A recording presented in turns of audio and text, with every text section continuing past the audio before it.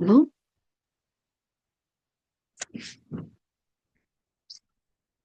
Baik, untuk materi hari ini adalah dekalsifikasi.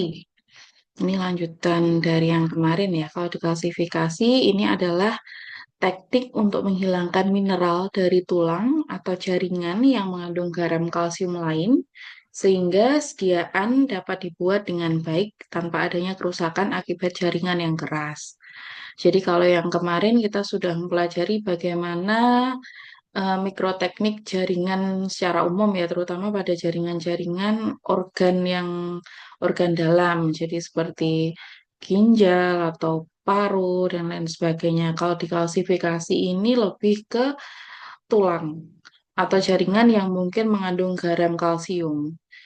Jadi dikalsifikasi ini merupakan proses penghilangan garam kalsium dari jaringan dengan menggunakan bahan kimia lunak, sehingga diharapkan tulang itu nanti menjadi lunak, sehingga dapat dilakukan pembuatan preparat histologi untuk kepentingan pengamatan mikroskopis dari tulang.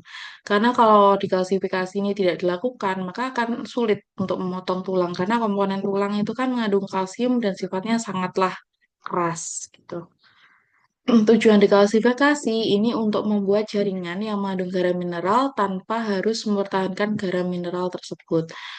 Untuk teknik dekalsifikasi, fungsinya untuk menghilangkan mineral dari tulang atau jaringan yang mengandung garam kalsium lain, sehingga seorang teknisi laboratorium patologi akan mampu membuat sediaan yang baik tanpa adanya kerusakan akibat jaringan yang keras. Prinsip dari dekalsifikasi ini didasarkan pada penghilangan kalsium melalui mekanisme anion. Anion itu apa? Anion itu bisa berasal dari larutan dekalsifikasi yang biasanya berupa larutan asam. Semua larutan dekalsifikasi asam itu sifatnya akan merusak senyawa organik yang berada pada substansi dasar pada tulang dan jaringan yang lain. Untuk prinsip dasar dari dekalsifikasi, dalam melakukan proses dekalsifikasi ada beberapa prinsip yang harus dijadikan acuan. Prinsip dari dekalsifikasi akan menentukan sejauh mana proses berlangsung dan tingkat keberhasilannya. Adapun prinsip dasar dekalsifikasi itu ada 4 sebagai berikut. Yang pertama, pengurangan atau penghilangan garam kalsium oleh larutan asam lemah. Kemudian pengurangan atau penghilangan garam kalsium oleh penggunaan larutan mineral lemah yang dibarengi oleh pertukaran ion resin untuk menjaga larutan dekalsifikasi bebas dari kalsium yang bebas. Kemudian yang ketiga menggunakan chelating agen EDTA. Kemudian yang keempat pengurangan atau penghilangan garam kalsium yang menggunakan prinsip perubahan kalsium menjadi ion elektrolit dengan menggunakan arus listrik. Untuk langkah-langkah dasar dari dekalsifikasi, yang pertama ini ada metode potong makros, fiksasi, kemudian dekalsifikasi. Jadi tahapannya yang pertama adalah memotong jaringan yang mengandung garam kalsium dengan ketebalan 4-5 mm. Kemudian untuk memastikan tahap fiksasi tercapai dan proses penghilangan garam kalsium tercapai, jaringan yang dekalsifikasi dengan ukuran ini diharapkan akan mencapai 2-3 jam. Untuk memastikan dekalsifikasi lengkap diperlukan untuk memeriksa setelah 2-3 jam tersebut. Ketika larutan fiksasi yang dipilih untuk tulang atau sumsum tulang itu adalah larutan Zenker atau Bowen, maka resiko jaringan rusak itu akan 4 kali lebih besar selama dekalsifikasi dari jaringan yang seharusnya dijaga. Kemudian yang metode kedua itu adalah metode fiksasi potongan makros lalu dekalsifikasi. Jaringan yang berukuran tertentu itu nanti direndam dalam larutan fiksasi.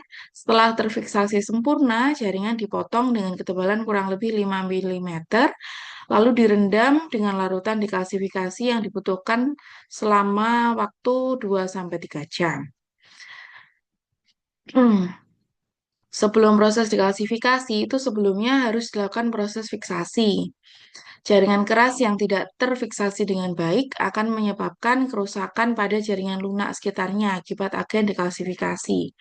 Dengan fiksasi itulah yang nantinya akan melindungi jaringan lunak baik keseluruhan atau setidaknya ada bagian kecil yang dapat dipertahankan. Untuk tahapan dari proses dekalsifikasi secara ringkas, dari diagram berikut. Jadi fiksasi itu dilakukan biasanya menggunakan larutan NBF 10% atau bisa juga menggunakan formalin 10%.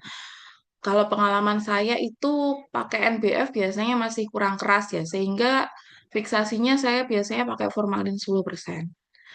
Kemudian dicuci dengan air mengalir selama 30 menit sampai 1 jam. Selanjutnya masukkan ke dalam decalcifier atau larutan HCl atau asam formik 20 kali volume jaringan. Jadi volumenya itu 20 kali dari volume jaringan yang akan didekalsifikasi. Kemudian larutan itu diganti yang baru setiap hari. Kemudian dilakukan netralisasi asam itu dengan cara direndam pada larutan amonia selama 30 menit. Kemudian dicuci dengan air mengalir maksimal 34 jam. Lalu selanjutnya proses pematangan jaringan. Ciri-ciri reagen dekalsifikasi yang baik yang pertama adalah dia mampu membuang kalsium dalam waktu yang singkat.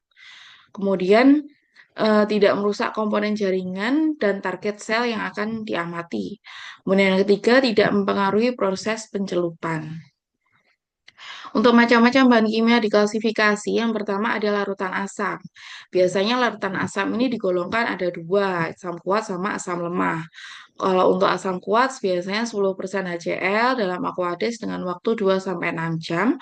Untuk yang asam lemah biasanya pakainya 8% HCl ditambah 8% formic acid dengan perbandingan 1:1. Biasanya campuran ini dibuat sebelum digunakan, jadi langsung buatnya. Kemudian yang kedua ada larutan EDTA. Ini biasanya dengan konsentrasi 10%. Untuk pH-nya sekitar 7 sampai 7,4. Kemudian yang ketiga ada larutan elektrolit.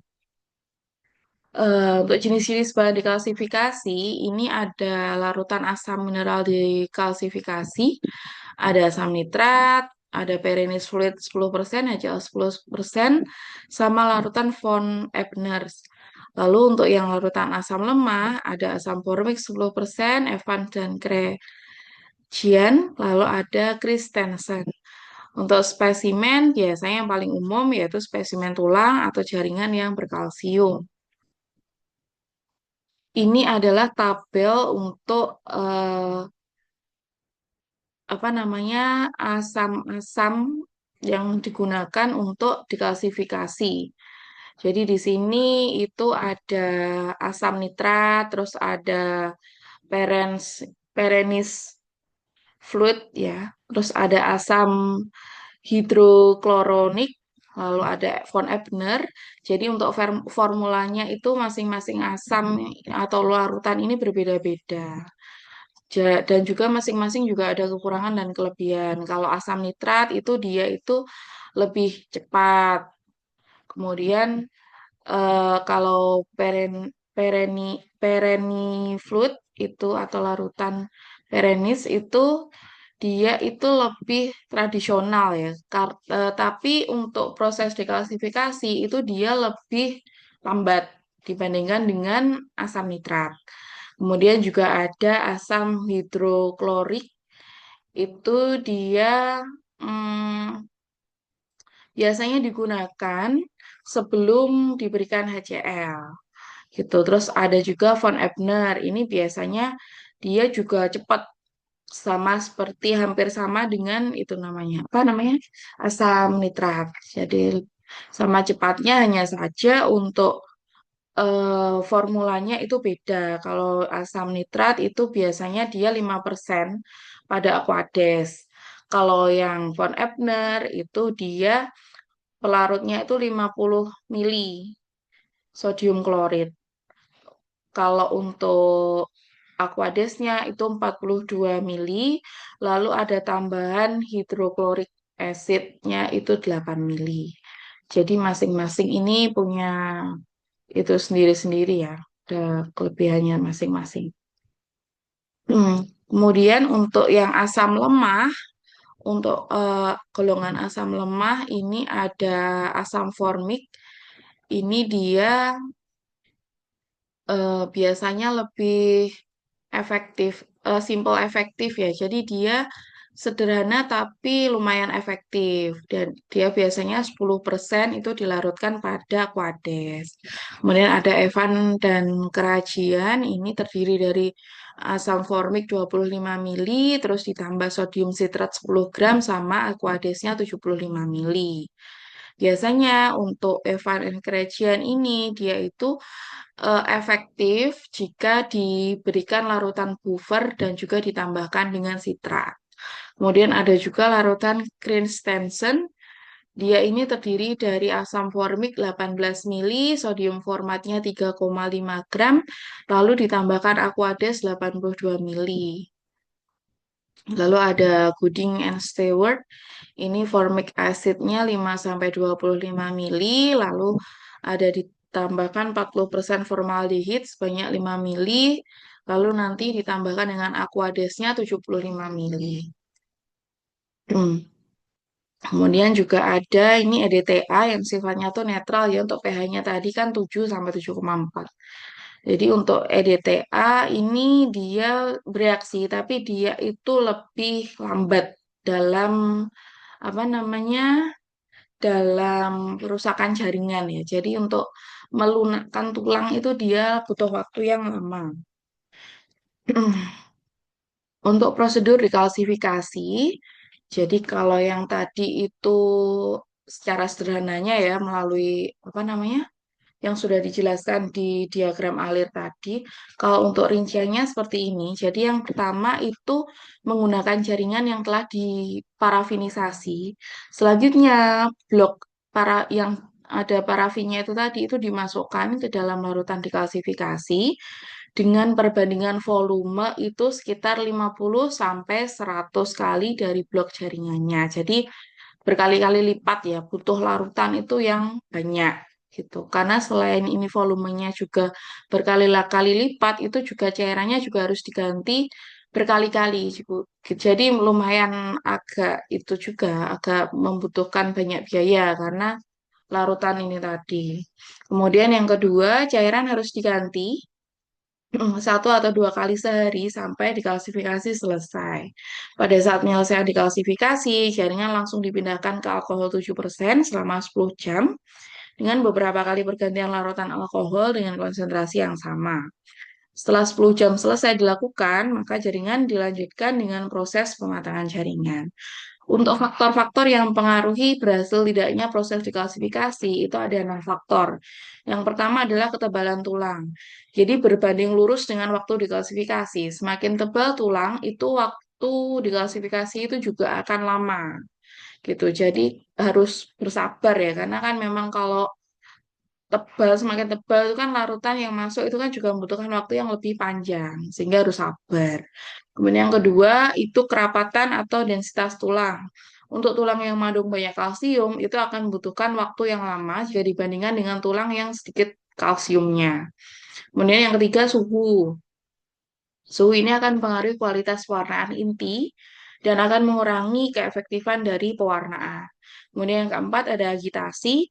Ini dapat mengaruhi pertukaran cairan di sekitar jaringan dengan reagen yang sekitarnya. Kemudian yang kelima itu ada tekanan.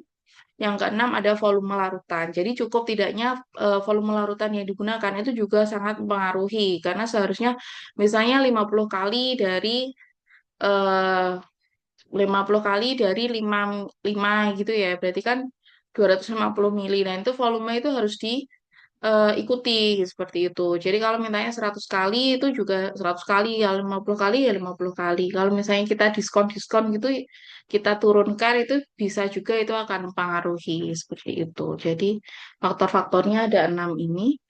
Kemudian untuk proses diklasifikasi itu dapat dipercepat dengan cara yang pertama adalah membuat ukuran tulang menjadi kecil. Jadi kita kalau misalnya sudah pede ya bagian tulang mana yang akan kita teliti misalnya, terus kita bisa menargetkan suatu titik yang mau kita ambil ya, kira-kira ya itu aja yang diambil gitu. Jadi dikecilkan aja gitu.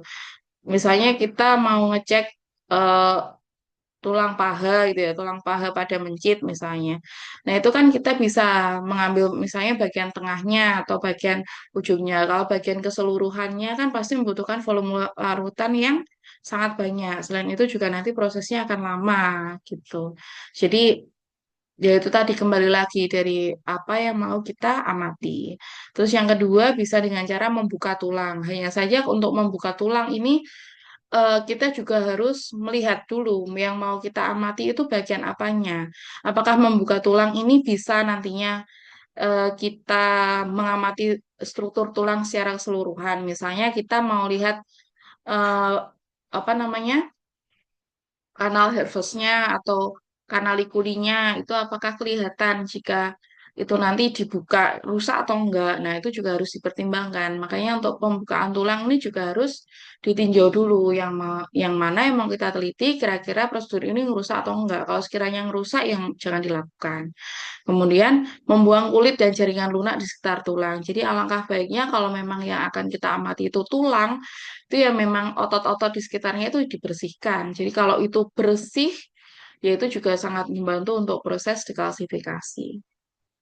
Kemudian untuk teknik pengetesan dekalsifikasi itu bisa pakai X-ray, sinar X ya, kemudian tes fisik itu dilakukan dengan cara melakukan jaringan atau menusuk jaringan dengan jarum, pisau, cukur, atau stapel pada jaringan. Cuma ya menusukkannya pelan-pelan ya, karena takutnya merusak struktur.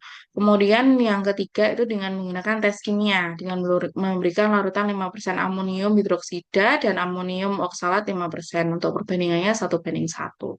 Jadi untuk pengetesannya bisa melalui 3 tahap seperti ini. Nah, untuk gambaran X-ray dari tulang dekalsifikasi itu contohnya seperti ini.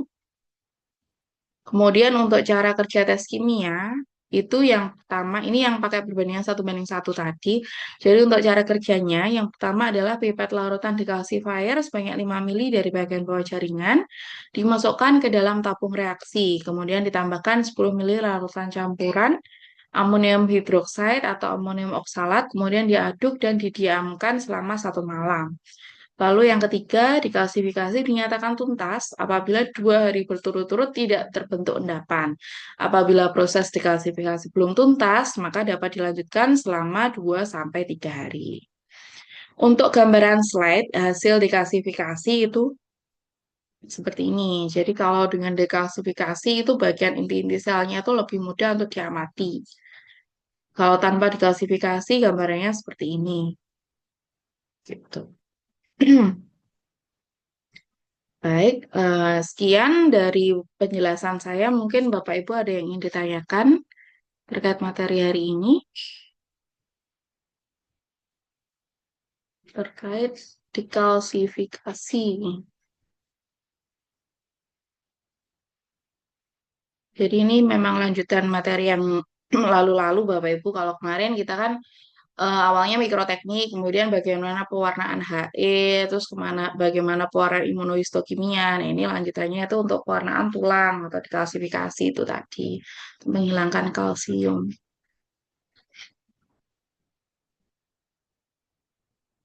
Baik, jika belum ada yang ditanyakan, mungkin bisa dibantu untuk menyalakan kamera Bapak Ibu terlebih dahulu untuk saya share atau saya screenshot.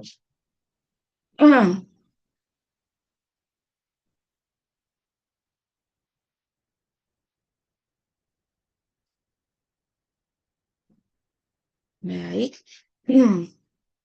Siap, 1, 2, 3.